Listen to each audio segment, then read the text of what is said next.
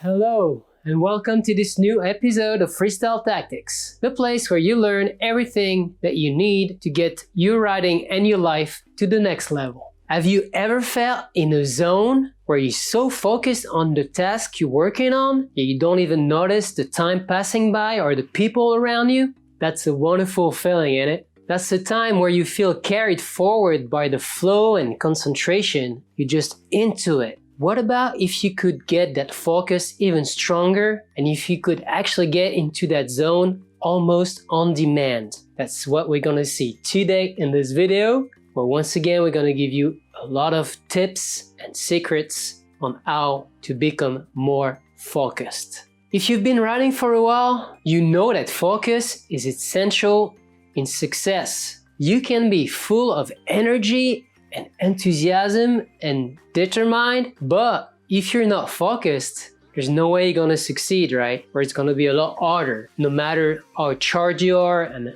how motivated you are. However, there's a flip to this coin. You can be so focused and so in the zone that you actually become a bit stubborn. You absolutely wanna reach your goals, sometimes as fast as possible. You become rigid. You are so focused and have so much determination that you're unstoppable, but at the same time you want it so bad that it becomes a source of stress because you put so much pressure on yourself to succeed. And that's where being focused and flexible is the secret to success. You are determined, you are focused, but at the same time, no matter what happens, you're ready to adapt. You remain flexible. Whatever life throws at you, you respond with flexibility. Just like bamboo, you're super solid, but flexible at the same time. And that's why you can keep growing successfully. And that is exactly what you're gonna learn in this video, as I'm gonna give you tips to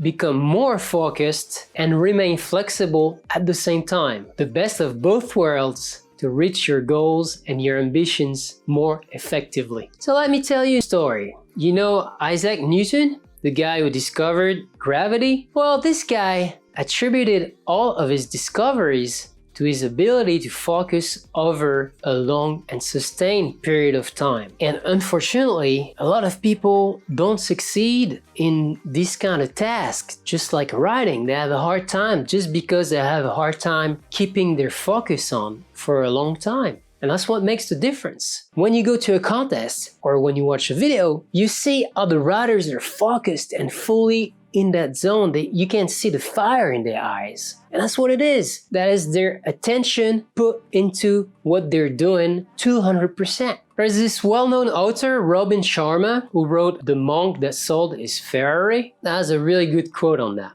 An addiction to distraction is the end of your creative production.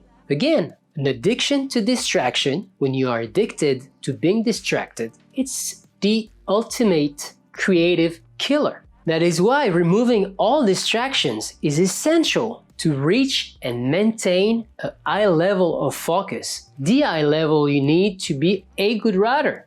There are actually 2 steps to develop your ability to focus better, so your focus becomes laser sharp. The first one, as I said, is to kill the noise. Kill the noise, removing distraction from your environment and from your life. And the second one, the second ability, is to train your mind. As I said, the focus and the mind is a muscle. And if you make it better by working it out, you're gonna become more focused for a longer time. And that's the everyday life we live in this modern society. Whatever you do, you get solicited by your phone, your computers, ads, radio, TV, you name it. Distraction is everywhere. And we are constantly bombarded with informations at all time. There's always some sort of noise going on. If only you go to nature, maybe you'll find complete silence. Now, imagine you're going to the movies, you're watching the new Spider-Man or any of the Marvel films. It's full of action cut, super speed edits, explosions. Right there. Your senses are oversaturated with visuals, sound, music, loud, everything is... How do you want to go back to your regular life after that, into a place where you are fully focused when you come out of that sort of movie? you're super excited. Just try it. Watch the latest Marvel movie and then try to go right after. It's gonna take you like 30 minutes to an hour to get into that zone. When you need to be focused, you need some sort of headspace where you are calm and where everything seems like it's flowing, right? It's just like drinking coffee. At first, it gives you energy and you get pumped, but there's a crash after that. It comes right after. There's a cost to it. So in order to be focused, that's gonna be number one. You need to declutter all that noise, to get rid of it, some of it at least. One of the main thing we saturate our senses with nowadays is smartphones. Those little distraction factories that you got in your pocket. The world at your fingertips on the screen. That's right, it's just insane what you can do with a phone nowadays. It has 1,000 times more power than the computer that was in the spacecraft that took man to the moon. Isn't that crazy? However, the smartphone is also where a lot of distraction comes from in the form of notifications, calls, emails, social networks, you name it. And a lot of the riders that I interviewed, they tell me when they go ride, they either leave their phone at home or put it on airplane mode or block all the calls and notifications because there's no way you can remain focused with a smartphone at hand. In the days and age we're living in, that's just not possible. There's always something going on. And once again, this is damaging our ability to remain present and focused. You might have heard of FOMO, the fear of missing out, which is associated with cell phones. And most social networks nowadays use this as a way to keep your attention. The longer you stay, the more money they make. That's simple as that. They're begging for your attention and your time. That's how they make money. The more time you spend on their platform, the more they can show you ads, link you to different sort of information. And fear of missing out also trains you to be distracted. You always want to know what's going on and you don't want to miss the latest news, the latest info. That's what you get the urge of checking things out on your phone every other 5 minutes. And it's just non-stop. It's just like on YouTube. You go on YouTube, you watch a video, you get all this recommendation on the side. It's like, watch this, watch this, watch this. And 2 hours go by and it's like, what have you done? Oh, I've been watching videos for 2 hours. And again, it's free for a reason because there's still your time to make money. The more you stay on the platform, the more money they make. And that's good for them, that's good for us because we get free content like this one. Thank you for watching. At the same time, it's kind of a trap because you're just losing your time. Instead of doing what matters most to you, I can watch this video, it's really interesting and I'm learning, I'm getting better at something. But at the same time, you could have been doing something. Once again, it's all down to a matter of being present and being in the moment and being focused.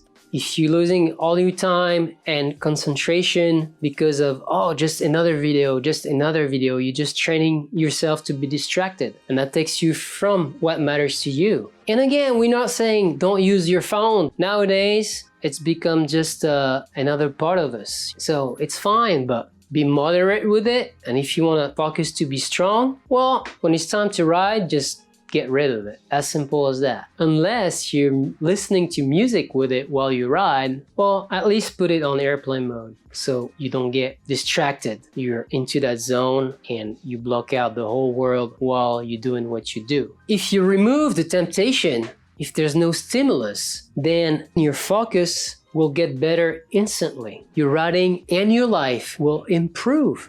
The enemy of focus is distraction. So if you get rid of the distractions, then you can sharpen that focus, getting stronger and get what you want most done. And that is how you will have more chances to succeed. Oh, by the way, there are tons of apps that you can use to block your phone from going on the internet or to limit your time on social medias. There's a great feature on the iPhone that can do that actually, which is great. Check it out. Same for the internet. There are tons of apps or little extra plugins for Chrome and Safaris and whatnots that you can use so you limit your time on the internet, or you can actually block off internet for a while. Really helpful if you're a student and want to work without being interrupted by the internet. Check that out. Now, the second way to damage your focus is with people, the people around you. When you're deep into your writing, the last thing you want is someone calling you or someone coming to you that you don't know or someone that you know, and you start talking and this goes into, all right, let's go for a drink. And you were actually doing something. You were actually writing. You were putting time into this thing that you love. And now you're getting distracted and disturbed by someone in your environment, and that cuts it short, right? Did you know that when you are interrupted in your flow of work or your flow of thoughts, and that is scientifically proven, and it takes on average 20 minutes to get back into the state you were in before you got interrupted by a call, a text message, or whatever interrupts you, or someone knocking at your door while you were working, fully focused on what you were doing. So 20 minutes. Can you imagine? Let's say you're going for a session for an hour and a half. Someone texts you during your session. You hear a beep or whatever, your phone vibrates. You get interrupted in your flow. And that means you're gonna be taking 20 minutes off that one just to get back into the flow you were in. Isn't that crazy? That's like a fourth of your session is gone down the drain. And that's gonna be a focus killer right there. So just let you people know, the people around you, that you're going for a ride and you don't want to be disturbed, or leave a message on your inbox and just let them know that you call back later. In Alex Jumelin's interview that you can watch on this channel, he touched about it. It's like, when I go ride, nobody can get in touch. I'm riding. That's all I'm doing. Don't call me when I ride. I'll call you back later, tomorrow, tonight, whatever. Go watch that interview. Super inspiring if you haven't watched it yet. Now, it doesn't mean that you have to go ride by yourself like an hermit, like a monk. You can be riding with other people, and obviously that's part of the fun, being riding with friends and pushing each other, giving yourself motivation and challenges. That's great. That's a lot better than riding by yourself. I'm not blaming phones and people and all that. It's just that you gotta get strict with it. And when you know where you want to go, it's easier to make abstraction of all these things because you're fully focused on what you want and you're going there, and there might be some people with you, which is great, but you're going there to your goals, to where you want to get, to what you want to become. Now, if you're riding with other people and the social gathering takes over the riding, that's when people are toxic. That's the problem. It's cool to have a good session with friends and have fun, but when the session transforms into a social gathering, oh, let's bring some drinks and your session is over. That's why it's really important that you get the right people to ride with you, or otherwise just go ride by yourself. Because if every time you show up at the spot and it's just a party, you're never gonna get anything done, obviously. Now, the third way to damage your focus is gonna be stress. And unless you're a monk living in a monastery somewhere, there's no way you're not gonna be stressed in some form or another. Stress is how we survive. It's a fight or flight mode, which means as humans, we react to every stressful situation as if what's in front of me can be fought, I'm gonna fight. And if it's what in front of me too dangerous, I'm just gonna jet and fly. And when you're really stressed out, it's so much more harder to be focused, right? When you're really on your nerve, obviously it's gonna be hard to be in that zone and in that flow, in that focus mode.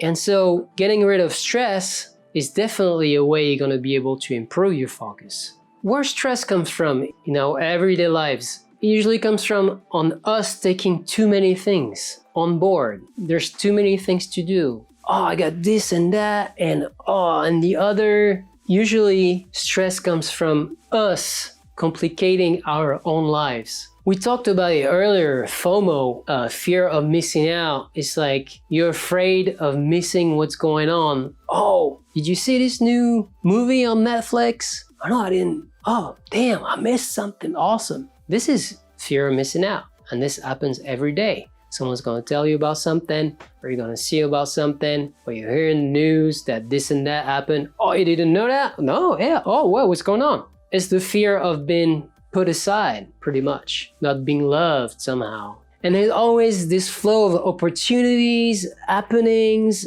and information that comes in from all sides, and it's hard to say no, right?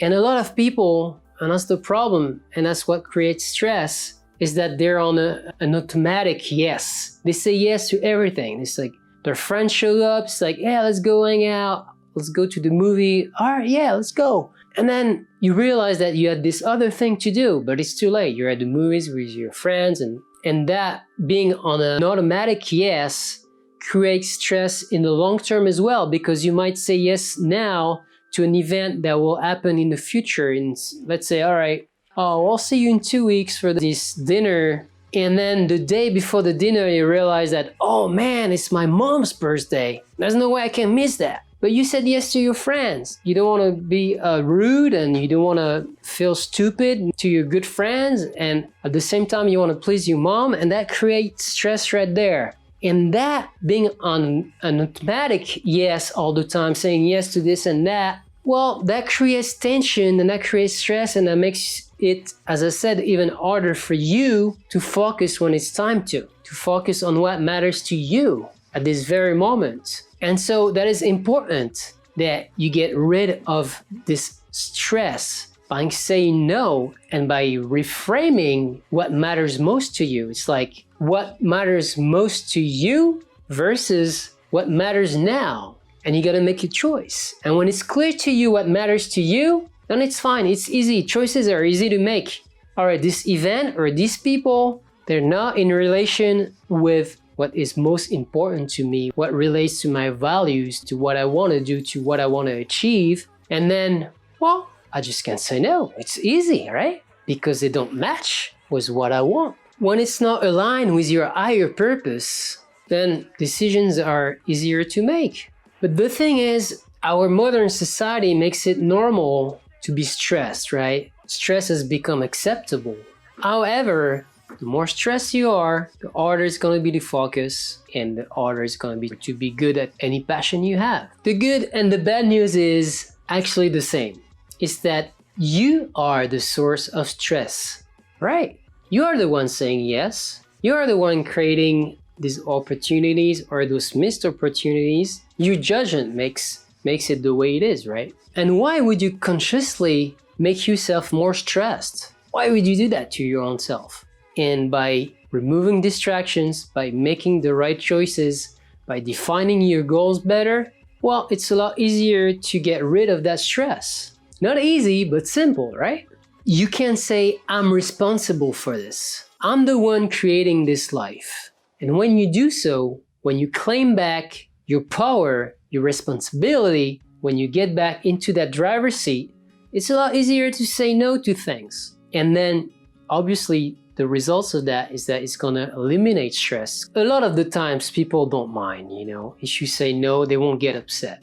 And we are the ones thinking, oh, I don't wanna deceive this person, or I wanna be cool and say yes to, but in the end, I don't really wanna go, just to, to be nice to those people. But hey, they won't get offended if you can't come, or if you let them know that your higher purpose is writing, or what you want to achieve, they will understand. And if not, they might not be the right friends. Well, that's another story.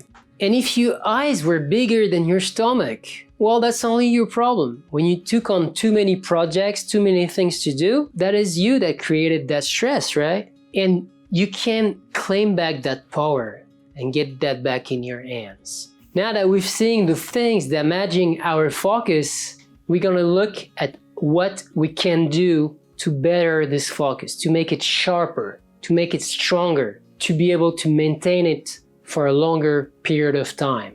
So if your goals are well defined, it's easier to get them done and to keep that focus going. And the better defined your goals are, the easier it's gonna be to be in focus, because you exactly know what you want to do and what you want to achieve. When you exactly know what you want, it's easier to be fully into that zone.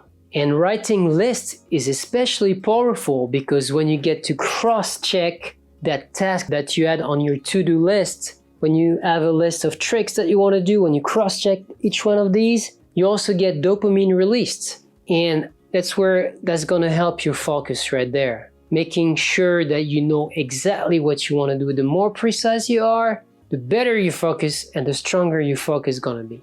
And that's when you're gonna be creating wins for yourself, because you get that on paper. This is what you want. These are your goals. And sometimes you go a little bit crazy on the goals, they're super big. So just scale them down to what you can do today. Go step by step. You know, you're not gonna be world champion tomorrow. Obviously, that takes work and effort. But you can say, all right, in order to be a world champion, I need to do this, that, and this. These are the different steps, and you're gonna cross-check these one by one until you reach that finish line. And that's gonna help you focus. The second way to help you focus and to build it up is gonna be to remove the noise, clearing the space. It's like if you want to work on something on a table, but the table has books and pens and sheets of papers and files and everything. How do you want to work in all this clutter? Where are you going to put your stuff to work on? When it's nice and clean and neat and organized, it's a lot easier to work, right? Because you got a clear space, you can think and focus on what you got in front of you and not being distracted or have something in your way of what you're doing. So once again, it's down to making the right choices, picking up what you want to do so you don't suffer from too many projects, the too many yeses that you said to people or to yourself. You know, sometimes it's like, oh, I got an idea. All right, I'm gonna go and do that. Well, sometimes just say no to that idea so you can focus once again on what matters most and not what matters now. That's the difference. And that's when having your goal set and a clear space makes it easy to focus on these goals. The less you have on your plate, the more efficient you're gonna be. It's like when you go ride. If you practice 20 different tricks, it's gonna take you ages to get any one done. That's the problem. A lot of the time, people try to do too many things at once. But if you focus on that one piece that you master perfectly, that's how you achieve mastery. By repeating the same move over and over and over again until you master it. By doing that one task and that by achieving that goal and by cross-checking it on that list, that's how you move on to the next step. That's how you become better. And so you restrict your work to the minimum. So you're more efficient and you're fully into it. It's easy to notice the more you have on your plate, the more stress level goes up and the more your happiness goes down. Because the overwhelm is too much to take on and your brain explodes, right? So that's the power of less right there. When you have less to take care of, it's easier to do because you can fully focus on it. And that's how you're gonna improve your focus and your success. I mean, look at the best guys out there. Look at the best riders, like all the world champs and everything. They have their own style. They focus on one area of riding that they're gonna push it to the max, so they master it and they make it their own. And that's how they master their art, is by focusing on one thing. It's like a painter. He's not gonna be doing 100 different styles. He's gonna do his own style. That wouldn't make sense, and that would take him ages to master either of these. He's gonna focus on one style and master it. It's like you focus on that one thing and you get it as good as you can. And you're here because you wanna achieve some sort of mastery with your riding, right? You wanna get better. And that is the only way, by simplifying your life and your goals, that you're gonna achieve that mastery. Now, how do you do that? How do you declutter your life? How do you make it more simple? I'm gonna give you a really practical technique that is called DEPRESSURIZATION. It's hard to say, right? So how that works. Take a paper and for the next 10 minutes after this video, write down everything that you got on your plate right now. Not only the things that you have planned to do, but also the things that occupy some of your mind space, which means things that you would like to do in the future, things that you've always wanted to do, Let's say you've always wanted to learn the guitar. Write this down. Let's say you got an appointment with your dentist next week. Write it down. Let's say you have you're a student and you get a end of the year project that you gotta give back. Write this down as well. Write everything down, everything that you have on your plate that you want to get done or that you would like to get done that is occupying that mind space up there. And this is really important because what you got in your head takes mental space and requires mental energy. It's like every time you think about it, it's like, oh, damn, there is this thing I really would like to do. And that takes some of your time and energy to just think about it. So now that you listed everything, all the things that you would like to get done, scale your happiness from 1 to 10. Like, how happy are you right now? From 1 to 10. 10 being ecstatic, life is incredible. 1 is being miserable, you would like to switch anytime. And the thing is, with this exercise, the more you have on your plate, and that is proven, the more you have on that list, the more miserable you're gonna be. And you have so much on your mind and so much stress is coming out of all this that it makes it hard, right? And basically, as the number of projects go down, the happiness level goes up. So let's look at your list. If your happiness level is like at a 4, there's room for improvement, right? And that's what we want. We want you to be happy. So with that list, next to the tasks that you wrote down on that list, you're gonna pick one of the 5 following options. The first option is eliminate.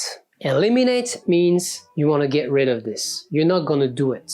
It don't really matter. It's not that important, or it's going to take too much time and energy, whatever. You just get rid of it so it's not on your plate and on your mind anymore. Reduce is going to be that the task is so big and overwhelming, you want to make it smaller. Let's say you wanted to do an edit for YouTube and you wanted to do like 5 minutes. Damn, 5 minutes is a big edit. That's gonna take you lots of practice, lots of time, lots of work to edit that movie and so on. If you make it 3 minutes, it's a lot more manageable. It's easier to focus on, and that way it makes more time for the other things, right? Then you're gonna have defer. Defer means you're gonna be doing it later, but not as, oh, I'll do that later. You're gonna put it on your schedule and make sure you make it happen at some point that is defined. Not, oh, I'll do it later. No, you're gonna do it later, but at this exact time that you set up in advance. Then you're gonna have delegate,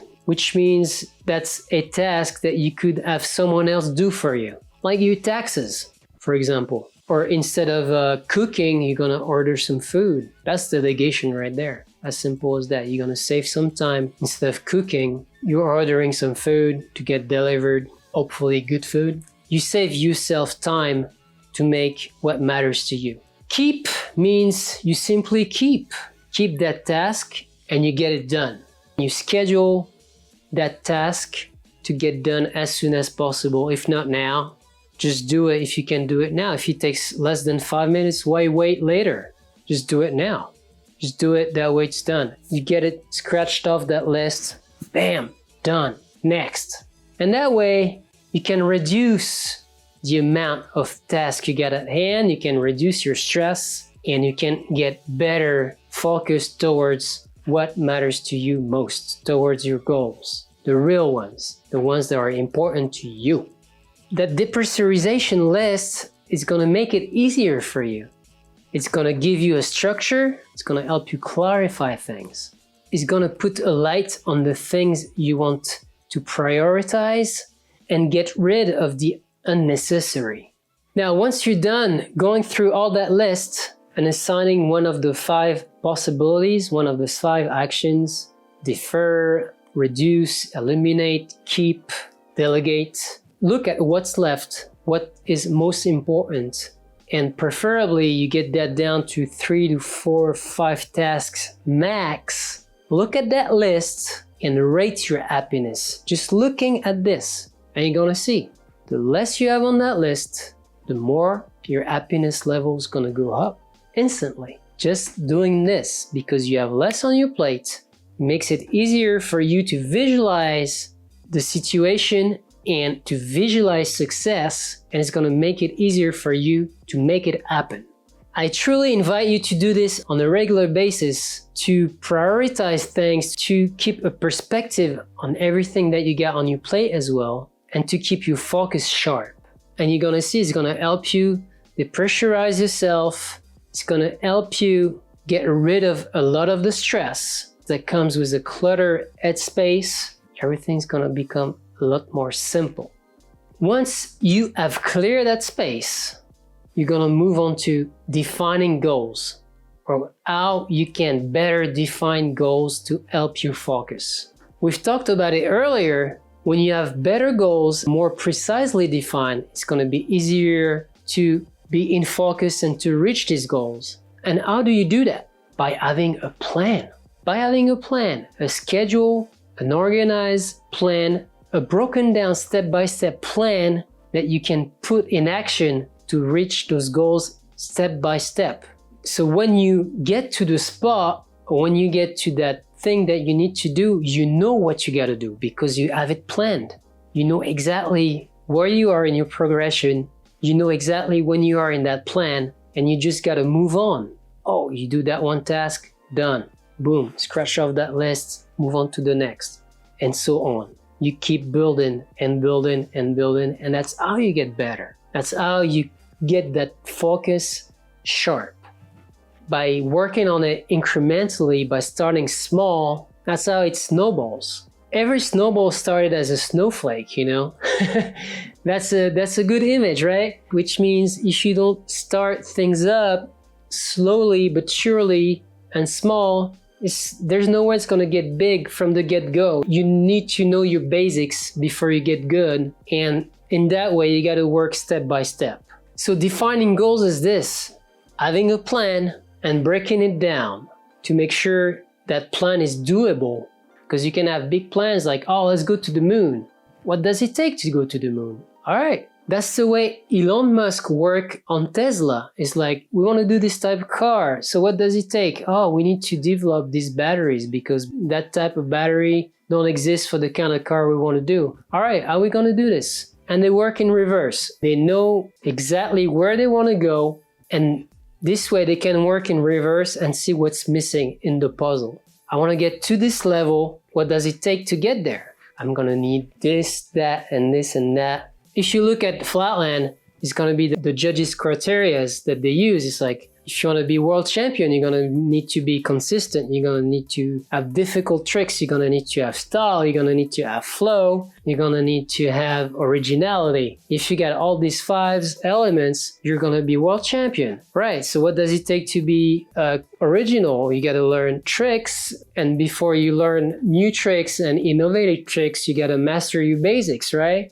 So that's going to be the first step. And then the next step is going to be to mix and match tricks to make new combination. That's going to be the start of creativity and originality. And flow is just the mastery of your tricks, and style, unfortunately, is a hard one to master, but you can still work on it. You can work on anything really and get good at it as long as you stay consistent, and as long as you take it step by step, and as long as you have that plan. Where you're going, you know how that finish line looks, and you define the steps that are gonna lead to it. Once the space is clear, that you know exactly what you want to do and the goals you want to reach and how you want to get it done, that's when you start organizing all this so it makes sense. And so usually we're pretty optimistic with everything, and we usually think it needs less time than it really does. And that's where organizing and planning is really important. Because if you go too crazy on goals, well, sometimes it's just impossible to make it happen, you know? It's like, yeah, I want to go to Mars and I want to go in 2 weeks. Well, that's not gonna happen, right? And that's why you want to reduce your number of goals. Not the size of your goals. You got to dream big, obviously, but if you got one Everest, that one mountain you want to climb, it's a lot easier than if you had 3 Everests, obviously. And that's where reducing the number of tasks you got at hand is crucial because you got that one Everest, you give all your time, energy, and resources to get there, to get on top of that mountain. And if you want to climb that mountain, obviously you're not going to go with shorts and sandals, you know, you're going to come equipped. And that means looking at your goals, once again, the skills you might need, the energy, the resources, what are you going to need to reach that goal? Step back and look at it with a bit of perspective and try to visualize everything that you're going to need to get there.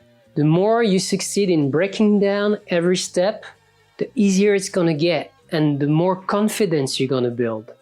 Because you're going to get this done, this small task, that easy to do task, and that's gonna lead into another one and another one and another one. It's just like Lego bricks. You're gonna add them up and that's gonna make a big castle with just those tiny bricks. And now you gotta define what each of these bricks are to get that castle done. And once you know the different steps that are needed, the only thing you gotta do is to map it out on a calendar. Easy. You get all your tasks leading to that big goal. It's like, all right, I want to be world champion by 2020. This is everything that I'm going to need to do to get there. And I'll start today. All right, today I put on my calendar 3 hours of session on my spot. And I'm going to do this, that, and this. And that's going to help me move towards my goal of being champion, hopefully. Because when you break things down, you can focus on that one task, that small little task. You're not overwhelmed by that big castle. You just focus on making that little brick happen, that little step. And as it's easy to make, it's easy to visualize, you build up your confidence. And the more confidence you have, the easier it is to focus because doubt is out the way. You don't let doubt come in and you just remain focused on that one small task at hand because you know you can do that one. So why not do the next and so on until you get to the big castle and you can step back and look at it and it's like, wow, awesome. You can look at everything you achieved and this all makes sense because you've been working toward that one goal with full focus, putting all your energy and everything you got into that one thing that really matters to you. So how does that apply to your everyday life? You know where you want to go. You know everything that it takes. You broke it down. Now you map it out on a calendar. And what I recommend is that once a week, you map out your week, just like when you were going to school. Monday, English, math, science, whatever. Tuesday, gym, and so on. You just map out your task for your whole week. Sunday night, you just map out everything you want to do that week. Boom, boom, boom. So when comes Tuesday, all right, here's what I got planned. Bam, bam, bam. I do this, that. Cross-check that list. And when you look at your calendar, you see all those cross-check tasks, all those marks, and that gives you happiness. Looking at that calendar with everything you've achieved, that push you to go further, to make it happen, and you see your progress over time as well, which is fundamental in getting stronger and making things happen. And just put on your schedule what really matters now, right now, and that is align with your higher purpose. So that makes it easier when it comes to time to do it, to just get into focus mode, flow mode. You're fully into it. There's no doubt about what you do and you just do it. And you do it all the way.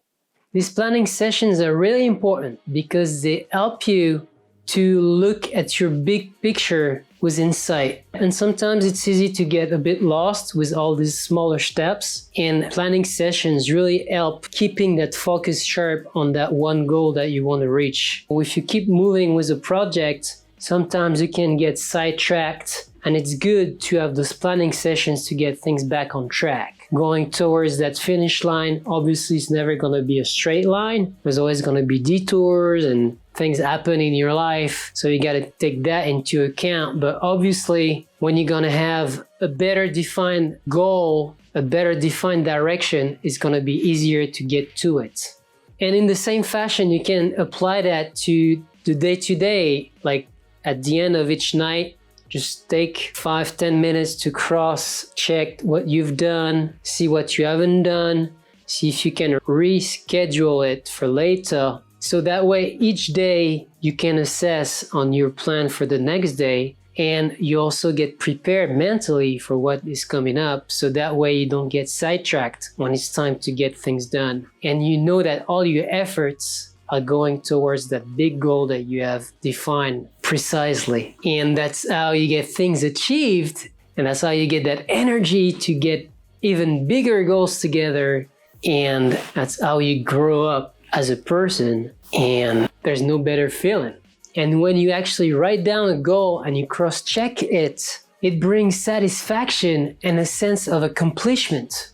And once again, it's really important that you don't overload those to-do lists, those plannings, because most of the time we have the tendency to overestimate either the time that it needs or the energy that it needs or the resources or the skills. There should be those 3 to 5 tasks should be the maximum you put on your list, so you can remain focused a lot more easily. The idea here is to focus on what's important. And once you have defined what's your purpose and what you want to achieve, it's a lot easier to get rid of the rest. We talked about that. And no worries if you don't get everything on that list done. As I said, life happens. And if you get 80% done, it's still better than 50, right? The thing is not to hit yourself on the head, and always start very small.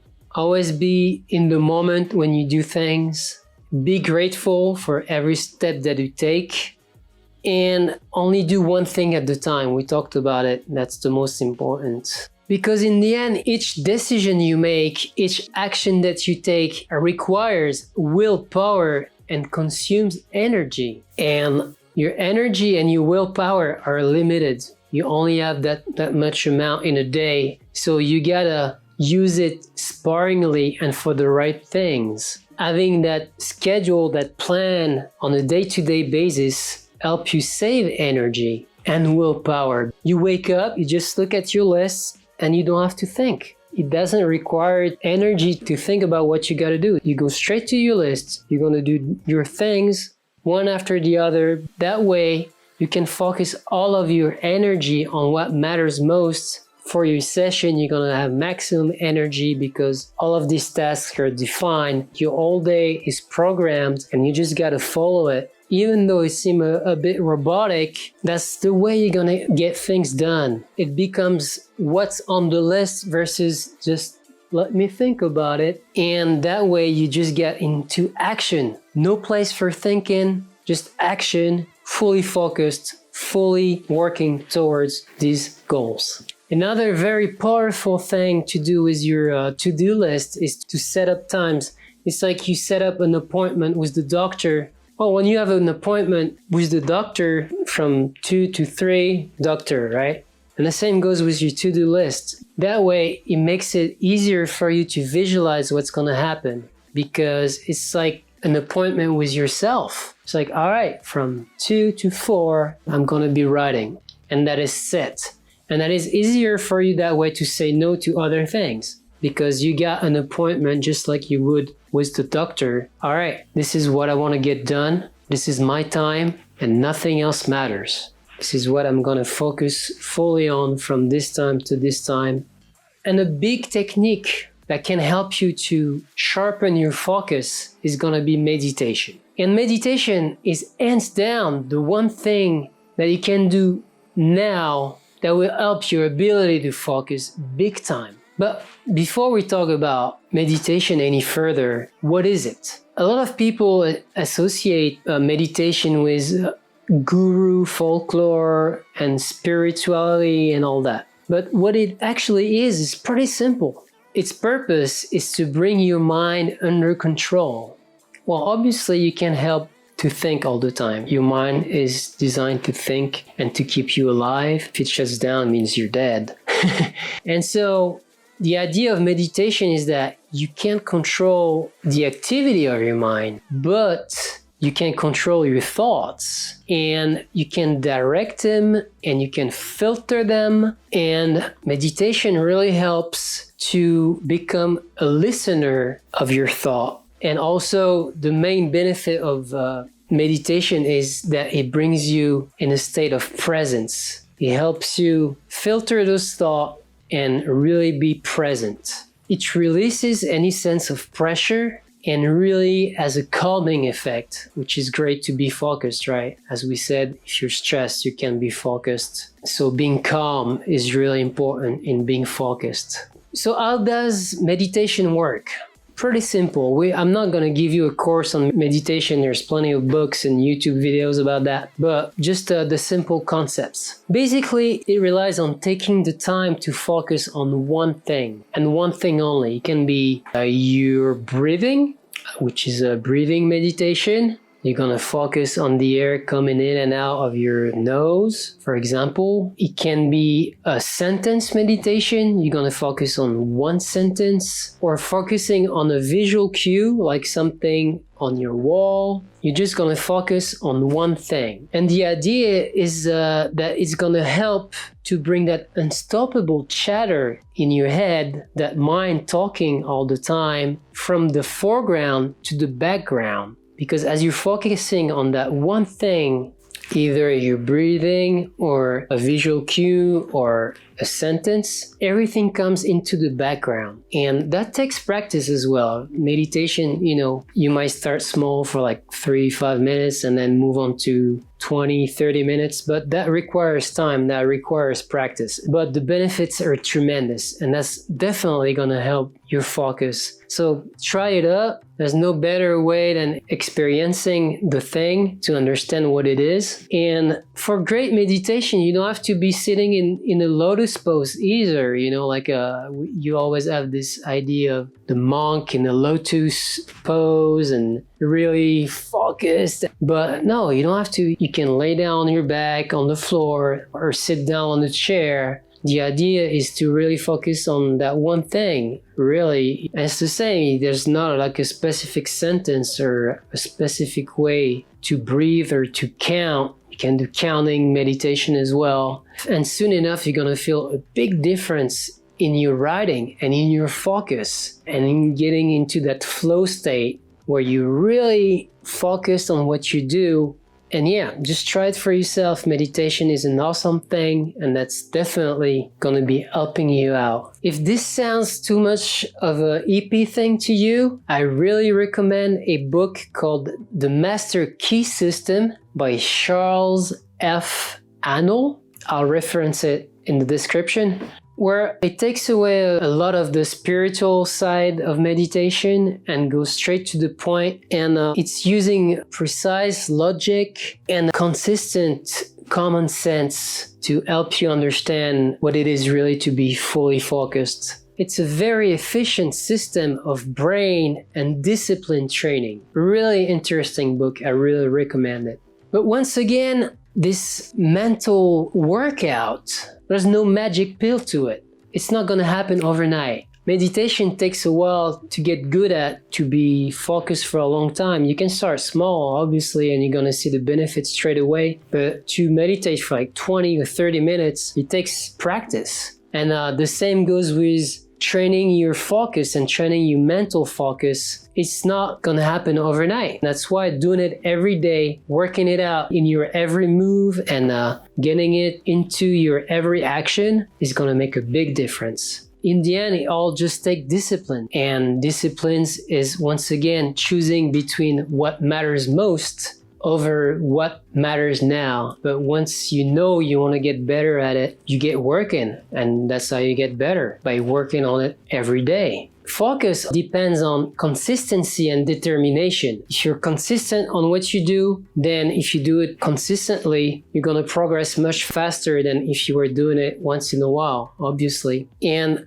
the main barrier for anyone doing important work is going to be resistance. And that's where being consistent, doing a thing on a routine, on an everyday basis, is going to help you, because there's no question about it. When you do it every day, it's like, should I do it today? No, you just do it. You're not thinking about it because you've been consistent. You've been determined to get what you want to get done. And so there's no questioning about doing it. It's like, all right, let's just do it. When you get that consistent, it's easier to overcome that resistance, that procrastination that might happen when you want to get something done. You could get distracted by something, but because you're consistent and you're doing it every day, it's not a question that you're gonna do it or not. All right, I'm just gonna do it just like every day and just like tomorrow because I wanna get that thing done, and there's no question about it. And that really is what separates the good from the best, is consistency and determination, which is a lot easier to have when you really know what you want to get. And once again, it's all down to discipline. Consistency is discipline. If you're disciplined and organized, it's a lot easier to be consistent. When you have something planned and when you have an appointment with yourself, you make it happen. There's no doubt about it. And at the same time, you must enjoy the journey. That's really important. If you always focused on these goals and then on the finish line and lose the fun in the process, well, we all started riding because it's fun, right? Because it's great learning new tricks, and it's just awesome to share a passion with people. And sometimes we kind of lose that when we really get into that competitive mind state, really focus on the result we want to get. We kind of forget the fun and why we started in the first place, why the passion has been driving us, and the passion is replaced by greed and the will to succeed. When you lose that fire, when you lose that passion, it's going to be a lot harder. And so that's why it's really important to take breaks as well, and to plan those breaks. It's fine to be working all the time consistently and to be really doing it and pushing it all the time and to work towards these goals, but rest is really important. Just as much as work and play, it's got to remain fun, which is the play part, and you got to take breaks to have fun doing other things as well. And work has got to be done well, but resting is essential in growing. Just like any muscle, when you go to the gym, you work that muscle to stress it out, and it grows when you rest, not when you keep pushing. When you rest those muscles, that's where they're gonna repair and get stronger for the next session and get ready to lift more. And the same goes with consistency in what you do and with your goals. You grow up after a period of rest. You work, rest, and that's when you grow up. And when you get back to work, you're just stronger, and your muscles physically and mentally grow up, and you can move on faster and better. And in the same way, determination can really get you down. When you really determine and attach to the result and you're not getting what you want, when you don't meet your expectation, you can be bummed out, stressed out, and feel like a failure. And it don't matter. What matters is that you showed up. As we said earlier, if you push that door when you show up to that gym, you're not gonna do nothing. You're just not gonna be sitting on that bench, right? You're gonna grab a couple weights, or you're gonna go on that treadmill or on that bike. You're gonna start working. And that's already a victory. That's already a win. Showing up is already a win. It makes the difference between, once again, the good and the best. The best show up every day. The other always find excuses, you know? They're gonna be like, oh, damn, I gotta do this and that. But no, when you show up, that's already a win. That shows you determination as well. In other form, for sure, you're not going all the way, but sometimes, again, you need a break, you know? You can't be 200% every day. Otherwise, just burn out. And what you do after pushing that door, after showing up, can be considered a bonus. If you take it that way, life is a bonus. But at least you made that effort because you were determined, and that makes the difference. Finally, I'm gonna share a last technique that can really boost your focus, and I've made an entire video about this, is journaling, documenting your journey towards your goal. So check it out. It's a really good video explaining how documenting can really help you progress and take your writing and your life to the next level. And I want to touch upon it real quick here with focus because they're linked together. In a book called The Artist's Way by Julia Cameron, she explains that the morning pages, the pages you write in the morning in a journal, really help you to get mental clarity and to get those goals more precisely defined. And that really helps you see your progression as well. And that in the end really is going to help you focus. So there's a lot of benefits to journaling. Once again, check out that other video that I made about it. It will get you more into the details and understand how it's going to help you also with focus. All right.